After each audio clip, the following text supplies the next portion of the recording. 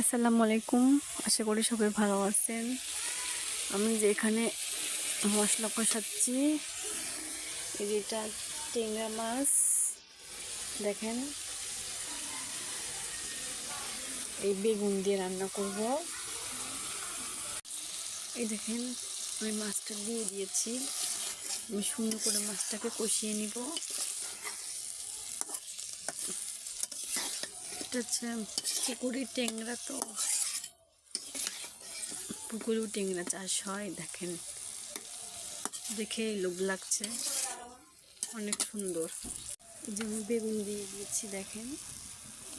এখন মাছটাকে সুন্দর করে কষিয়ে তারপর ঝোল দিয়ে নামিয়ে নেব। চুলাতে রান্না করতেছি, দেখেন। আসসালামু আলাইকুম। আজ এই পর্যন্তই।